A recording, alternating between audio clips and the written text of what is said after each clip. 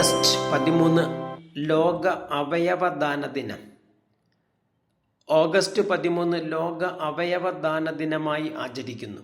അവയവദാനത്തിൻ്റെ പ്രാധാന്യത്തെക്കുറിച്ചും അത് ജീവൻ രക്ഷിക്കുന്നതിൽ വഹിക്കുന്ന പങ്കിനെക്കുറിച്ചും ജനങ്ങളെ ബോധവൽക്കരിക്കുക, മരണശേഷം അവയവദാനം ചെയ്യുന്നതിലേക്ക് മുന്നോട്ട് വരുവാൻ കൂടുതൽ ആളുകളെ പ്രേരിപ്പിക്കുക തുടങ്ങിയവയാണ് ഈ ദിനാചരണത്തിൻ്റെ ലക്ഷ്യം.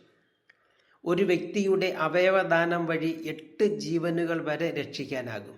കൂടാതെ നിരവധി ആളുകളുടെ ശാരീരിക അവസ്ഥ മെച്ചപ്പെടുത്താനും ഇതുവഴി സാധിക്കുന്നു. ഹൃദയം, വൃക്ക, കരൾ, കണ്ണ്, പാൻക്രിയാസ്, കുടൽ തുടങ്ങിയവ മരണാനന്തരം ദാനം ചെയ്യാം. കൂടാതെ ചർമ്മം, അസ്ഥി തുടങ്ങിയ കോശങ്ങളും ദാനം ചെയ്യാം. മാറ്റിവെക്കുവാൻ അവയവം ലഭ്യമല്ലാത്തതിനാൽ ഓരോ മിനിറ്റിലും 18 പേർ വീതമാണ് ഈ ഭൂമിയിൽ മരിക്കുന്നത്.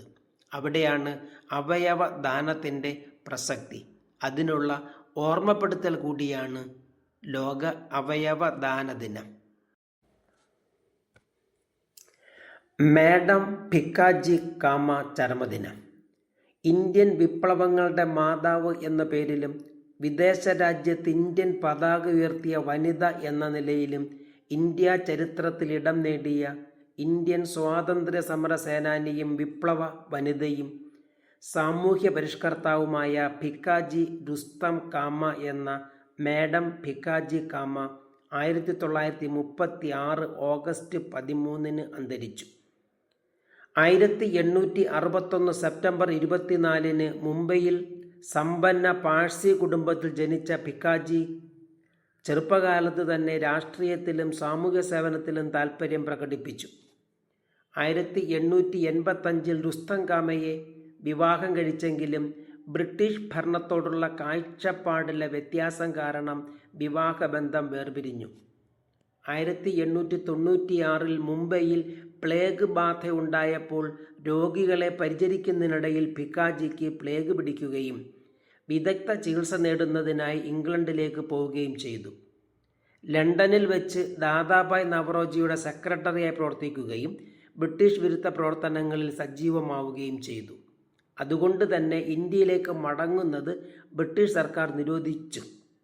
പിന്നീട് അവർ പാരീസിലെത്തി പാരീസ് ഇന്ത്യൻ സൊസൈറ്റി രൂപീകരിച്ച് ബ്രിട്ടീഷ് വിരുദ്ധ പ്രവർത്തനങ്ങൾക്ക് നേതൃത്വം നൽകി. 1907 ഓഗസ്റ്റ് 22 ജർമ്മനിയിൽ നടന്ന അന്താരാഷ്ട്ര സോഷ്യലിസ്റ്റ് സമ്മേളനത്തിൽ പങ്കെടുത്തു. അവിടെ മറ്റു രാജ്യക്കാരുടെ കൊടികൾക്കൊപ്പം സ്വയം രൂപകൽപ്പന ചെയ്ത ഇന്ത്യൻ പതാകയും ഉയർത്തി. വന്ദേമാതരം എന്ന് ദേവനാഗരി ലിപിയിൽ രേഖപ്പെടുത്തിയ പച്ച, മഞ്ഞ, ചുവപ്പ് നിറങ്ങളിലുള്ള വരകളോട് കൂടിയതുമായ പതാകയാണ് അവർ ഉയർത്തിയത്. 1935 ഇന്ത്യയിൽ തിരിച്ചെത്തിയ ഭിക്കാജി കാമ 1936 ഓഗസ്റ്റ് 13 അന്തരിച്ചു. പൈദ്യമാരി വെങ്കട സുബ്ബറാവു ചരമദിനം. ഇന്ത്യ എൻ്റെ രാജ്യമാണ്, എല്ലാ ഇന്ത്യക്കാരും എൻ്റെ സഹോദരി സഹോദരന്മാരാണ് എന്നു തുടങ്ങുന്ന ഭാരതത്തിൻ്റെ ദേശീയ പ്രതിജ്ഞ രചിച്ച പ്രശസ്ത എഴുത്തുകാരനും ബഹുഭാഷാ പണ്ഡിതനുമായ പൈദ്യമാരി വെങ്കട സുബ്ബറാവു 1988 ഓഗസ്റ്റ് 13 അന്തരിച്ചു. 1916 ജൂൺ 10 തെലുങ്കാനയിലെ നെൽഗൊണ്ട ജില്ലയിലെ അന്നേപർത്തി ഗ്രാമത്തിൽ ജനിച്ചു. സംസ്ഥാന ട്രഷറി ഉദ്യോഗസ്ഥനും തെലുങ്ക്, ഇംഗ്ലീഷ്, ഹിന്ദി, ഇംഗ്ലീഷ് ഭാഷകളിൽ പാണ്ഡിത്യമുള്ള വ്യക്തിയുമായിരുന്ന ഇദ്ദേഹം 1962 ഇന്ത്യ ചൈന യുദ്ധകാലത്ത് തെലുങ്ക് ഭാഷയിൽ തയ്യാറാക്കിയ ഈ പ്രതിജ്ഞ തൻ്റെ സുഹൃത്തു വഴി അന്നത്തെ കേന്ദ്ര വിദ്യാഭ്യാസ മന്ത്രിയായ PVG റാവുവിന് കൈമാറി. 1964 ബാംഗ്ലൂരിൽ ചേർന്ന ഒരു കേന്ദ്ര വിദ്യാഭ്യാസ അവകാശ സമിതി യോഗത്തിൽ ചെയർമാൻ MC ചഗ്ല ഈ പ്രതിജ്ഞ അവതരിപ്പിച്ചു. ദേശസ്നേഹം തുളുമ്പുന്ന ഈ പ്രതിജ്ഞ എല്ലാ സ്കൂളുകളിലെയും കുട്ടികൾ പഠിക്കണമെന്നും ആഴ്ചയിൽ ഒരിക്കലെങ്കിലും ചൊല്ലണമെന്നും യോഗത്തിൽ തീരുമാനമായി. 1965 ജനുവരി 26 ഇത് ദേശീയ പ്രതിജ്ഞയായി പ്രഖ്യാപിക്കപ്പെട്ടു. തുടർന്ന് എല്ലാ സംസ്ഥാനങ്ങളിലും അതത് ഭാഷകളിലേക്ക് പരിഭാഷപ്പെടുത്തപ്പെട്ട് പാഠപുസ്തകങ്ങളിൽ അച്ചടിച്ചു വരികയും സ്കൂൾ അസംബ്ലിയിൽ ചൊല്ലുകയും ചെയ്തു. ഇതൊന്നും ഇതെഴുതിയ പൈതിമാരി വെങ്കട സുബ്ബറാവു ആദ്യമൊന്നും അറിഞ്ഞിരുന്നില്ല.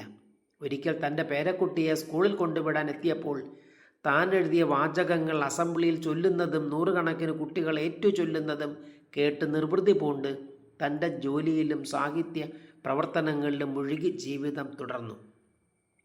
രാജ്യത്തെ കോടിക്കണക്കിന് പാഠപുസ്തകങ്ങളുടെ ആദ്യ താളുകളിൽ ഈ പ്രതിജ്ഞ അച്ചടിച്ചു വന്നെങ്കിലും അത് രചിച്ച ആളായ പൈദ്യമാരി വെങ്കട സുബ്ബറാവുവിൻ്റെ പേര് കേന്ദ്ര മാനവ വിഭവശേഷി മന്ത്രാലയത്തിൻ്റെ രേഖകളിൽ മാത്രം ഒതുങ്ങി. 1988 ഓഗസ്റ്റ് 13 അദ്ദേഹം അന്തരിച്ച ശേഷമാണ് ഈ പ്രതിജ്ഞയുടെ യഥാർത്ഥ രചയിതാവ് പൈദ്യമാരി വെങ്കട സുബ്ബറാവു ആണെന്ന് ലോകം അറിയുന്നത്. Florence Nightingale ചരമദിനം.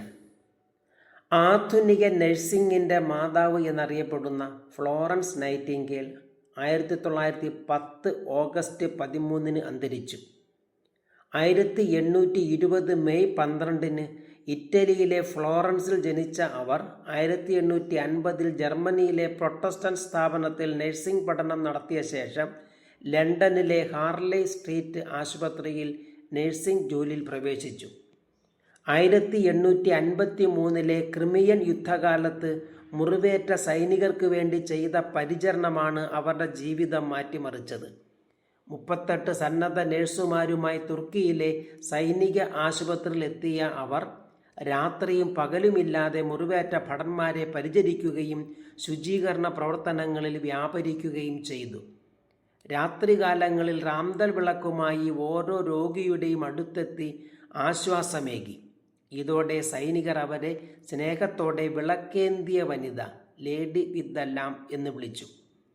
രോഗി പരിചരണത്തിലൂടെയും മറ്റു ശുചീകരണ പ്രവർത്തനങ്ങളിലൂടെയും ആശുപത്രിയിലെ മരണനിരക്ക് 42% നിന്ന് 2% കുറയ്ക്കാൻ അവർക്ക് കഴിഞ്ഞു. യുദ്ധത്തിനു ശേഷം ഇംഗ്ലണ്ടിൽ തിരിച്ചെത്തിയ അവർ നഴ്സിംഗ് ഒരു ശാസ്ത്രീയ പ്രൊഫഷനാക്കി മാറ്റാനുള്ള പ്രവർത്തനങ്ങൾ നടത്തി. അതിനായി 1860 ലണ്ടനിലെ സെൻറ് തോമസ് ഹോസ്പിറ്റലിൽ ഒരു നഴ്സിംഗ് ട്രെയിനിങ് സ്കൂൾ ആരംഭിച്ചു. 1859 പുറത്തിറക്കിയ നോട്ട്സ് ഓൺ നഴ്സിംഗ് എന്ന പുസ്തകം നഴ്സിംഗ് പഠനത്തിൻ്റെ അടിസ്ഥാന ഗ്രന്ഥമായി. 1907 ബ്രിട്ടനിലെ ഏറ്റവും വലിയ ബഹുമതികളിലൊന്നായ ഓർഡർ ഓഫ് മെറിറ്റ് ലഭിക്കുന്ന ആദ്യ വനിതയായി മാറി. 1919 ഓഗസ്റ്റ് 13 ലണ്ടനിൽ അന്തരിച്ചു. ഫ്ലോറൻസ് നൈറ്റിംഗേലിൻ്റെ ജന്മദിനമായ മെയ് 12 അന്താരാഷ്ട്ര നഴ്സസ് ദിനമായി ആചരിക്കുന്നു.